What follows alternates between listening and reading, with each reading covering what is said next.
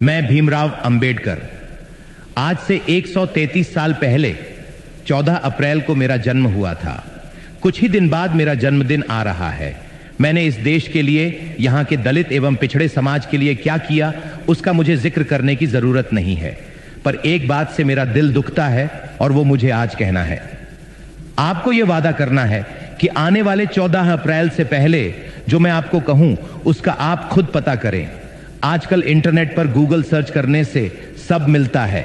मेरे बारे में तो इंटरनेट भरा पड़ा है।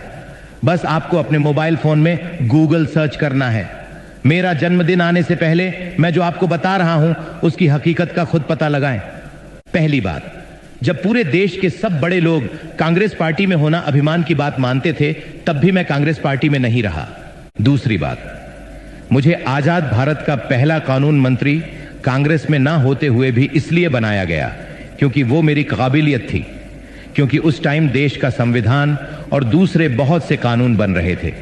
तीसरी बात, कानून मंत्री रहते हुए मुझे कांग्रेस के प्रधानमंत्री नेहरू और बाकी कांग्रेस के सभी लोगों ने हमेशा बेइज्जत किया, और इतना ज्यादा बेइज्जत किया कि आखिर में मुझे 1951 में इस्तीफा देना पड़ा। इस्तीफा देते समय मैंने इस्तीफा लेटर में सब डिटेल में लिखा कि मुझे कैसे कैसे बेइज्जत किया गया। उस लेटर के महत्वपूर्ण बिंदु ये हैं। पहला, मुझे कभी भी कोई महत्वपूर्ण पद कैबिनेट में जानबूझकर नहीं दिया गया और हमेशा साइडलाइन करके बेइज्जत महसूस कराया गया।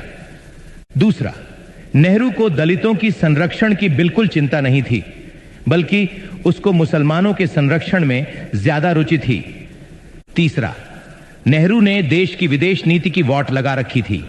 एक भी देश भारत के साथ नहीं खड़ा था, और कश्मीर के मुद्दे पर तो उसने और ज्यादा हालत खराब कर दी थी।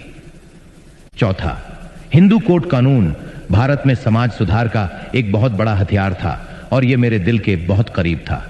इसको नेहरू ने कभी पास नहीं होने दिया। मैंने जितनी कोशिश की, नेहरू और कांग्रेस ने उतना ही ज्यादा रोड़ा अटकाया। इन सब बातों से परेशान और बेइज्जत होकर मुझे अंत में इस्तीफा देना पड़ा। आप इसका पता करो गूगल से। मेरा ओरिजिनल इस्तीफा लेटर कांग्रेस काल में रिकॉर्ड से गायब करवा दिया गया, परंतु आज सोशल मीडिया और इंटरनेट का जमाना है तो कुछ भी छुपाया नहीं जा सकता। इसलिए मेरे इस्तीफा लेटर की कॉपी इंटरनेट पर मिल जाती है। इसके बाद पहली बार देश में लोकसभा के चुनाव 1952 में हुए। मैं चुनाव जीतकर भारत की पहली लोकसभा में जाना चाहता था। मैंने अपनी पार्टी से मुंबई से चुनाव लड़ा।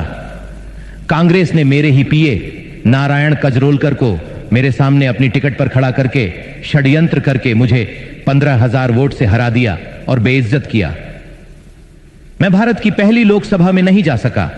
फिर दोबारा पहली लोकसभा में जाने का मौका 1954 में आया, जब महाराष्ट्र के भंडारा में उपचुनाव की घोषणा हुई।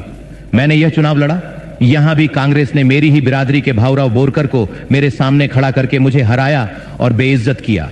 नेहरू और कांग्रेस ने मुझे देश की पहली लोकसभा में घुसने ही नहीं दिया, और दूसरी लोकसभा के चुनाव से पहले मैं देह छोड़ चुका था।